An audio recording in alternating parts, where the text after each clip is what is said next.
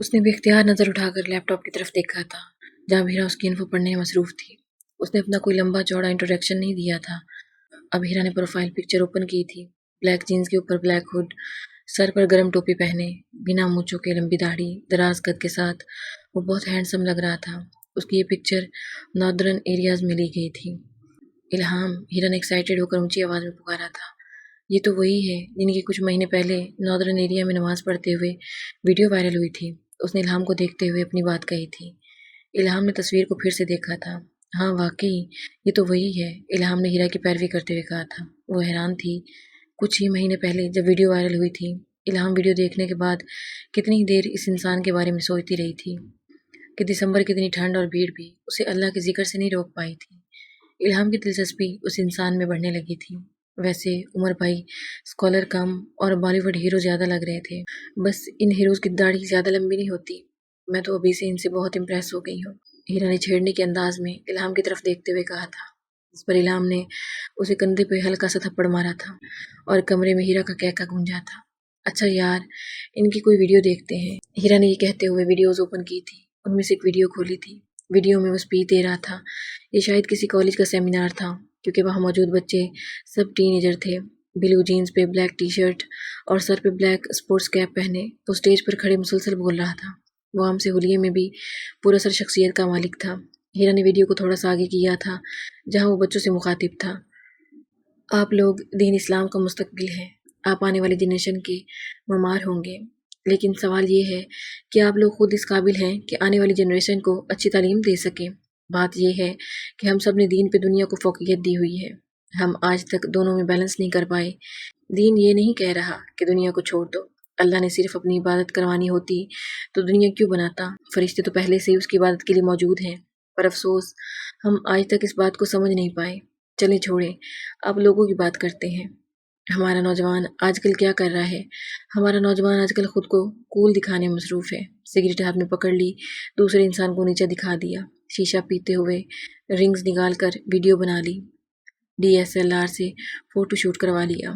ओहो, मैं तो बड़ा कूल लग रहा हूँ, और मजाक में गाली निकाल दी। उनके नज़दीक ये सब चीज़ें उनको कूल बनाती हैं। उसके बाद सबसे बड़ी बीमारी मुखालिफ जिन्स की तरफ अट्रैक्शन। गर्ल्स फ्रेंड, बॉयफ्रेंड बनाना आम सी बात हो गई है। इससे बड़ी बीमारी आपके हाथ में पाए जाने वाला फ़ोन, जो सब बीमारियों का सबब बना। फ़ोन हाथ में हो और तन्हाई मैसर हो और नई नई जवानी चढ़ी हो, तो आप ऑटोमेटिकली सेक्सुअल कॉन्टैक्ट के लिए मुख्तलिफ वेबसाइट्स विज़िट करते हैं। आप खुद पर कंट्रोल लूज़ कर देते हैं। आप अपने नफ्स पे कंट्रोल ही नहीं कर पाते। ये तो मैंने नौजवान नस्ल की अहम बीमारियां बयान की हैं। अब हम उस हल की तरफ आते हैं। अब आप लोग बताएं, मैं पहले किस पे बात करूं? बच्चे तवज्जो से उसको सुन रहे थे, जैसे सब उसकी आवाज़ के सहर में जकड़े हों। यानी अल्लाह ने हमें बता दिया है कि बेहयाई के पास नहीं जाना और हर बुरी बात से दूर रहना है। अब बुरी बात को पहचान में कैसे लाना है, तो मैं आपको बताता हूँ कि वो हर बुरी बात जो आपके दिल में खटके वो बुरी है। यहाँ तो अल्लाह ने हमें बेहयाई से मना कर दिया और फिर कुरान में ही उससे बचने की तरगीब दे दी। सूरतुल अनकबूत आयत नंबर 45 में फरमाया, वाक़ीमुस्सलाता इन्नस्सलाता तन्हा अनिल फ़हशाई वल मुनकर वला ज़िक्रुल्लाहि अकबर। और नमाज के पाबंद रहो। कुछ शक नहीं कि नमाज बेहयाई और बुरी बातों से रोकती है और खुदा का जिक्र बड़ा अच्छा है। यानी अगर आप नमाज के पाबंद रहोगे तो बेहयाई से बच जाओगे।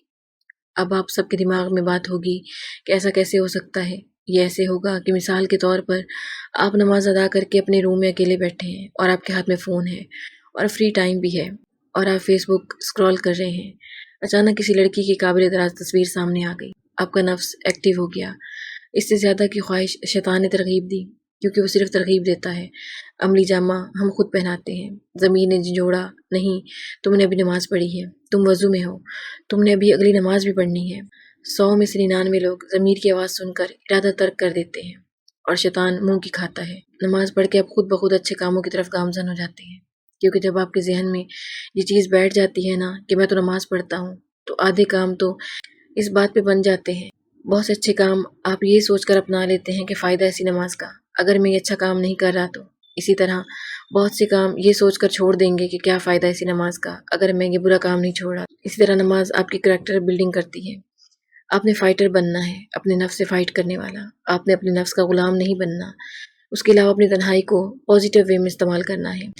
بھیڑ میں تو ہر انسان پارسا بنا پھرتا ہے، بات تب ہے تنہائی میں پارسا بنے۔ خود کو مصروف رکھیے، وہ ٹائم جس میں آپ کو لگے آپ فری ہوں گے اس میں جم جوائن کر لیں یا سوئمنگ کلاسز جوائن کر لیں، کوئی کتاب پڑھ لیں، اور یہ سب تبھی پاسبل ہوگا جب آپ کی ویل پاور مضبوط ہوگی کہ ہاں بھائی میں نے اپنی تنہائی کو پاکیزہ بنانا ہے، وقت کی کمی ہے اور باتیں زیادہ ہیں۔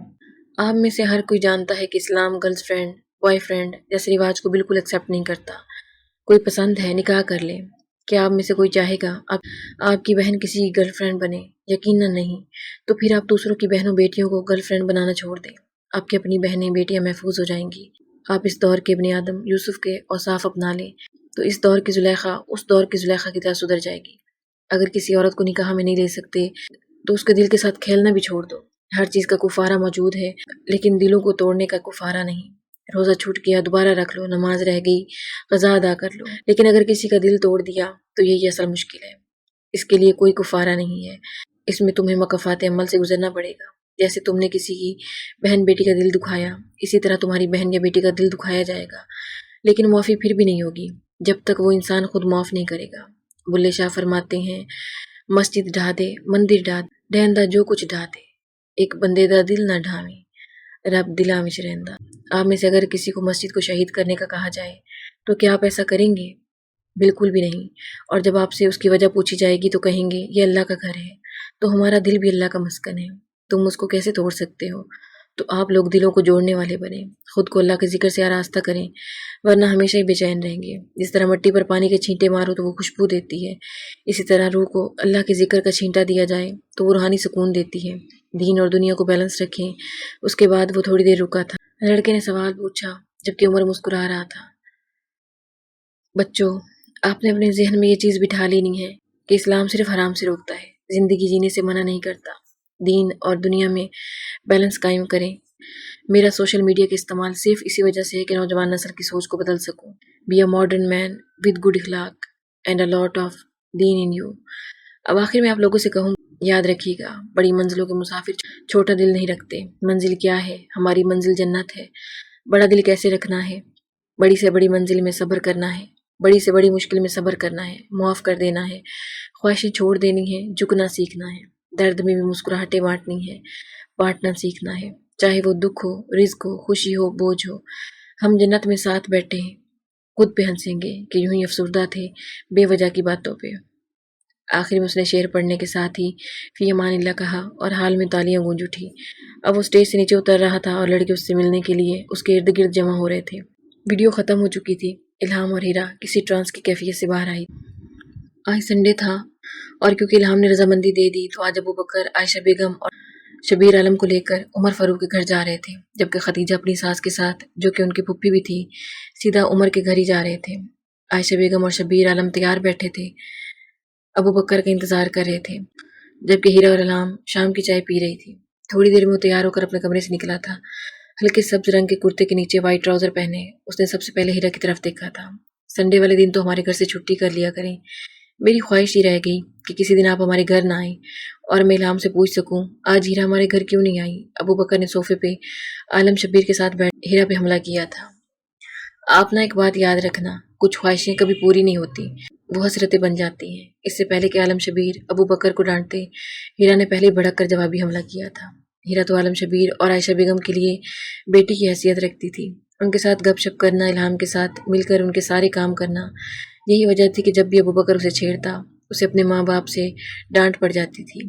ہیرا کے جواب پہ سب کا کہکا ابھرا تھا کہ ابو بکر کی خواہش کبھی پوری نہیں ہو سکتی، جبکہ ابو بکر مسکراتے ہوئے اٹھ کھڑا ہوا تھا۔ چلے امی ابو، اب ذرا عبداللہ بھائی سے مل آئیں، ان بیچارے کی ہمت کی داد دینی ہوگی، بنا دیکھے میری بہن سے شادی کے لیے تیار ہیں، جس دن دیکھیں گے ان پہ کیا گزرے گی۔ ابو بکر نے اپنی توپوں کا رخ الہام کی طرف کیا تھا۔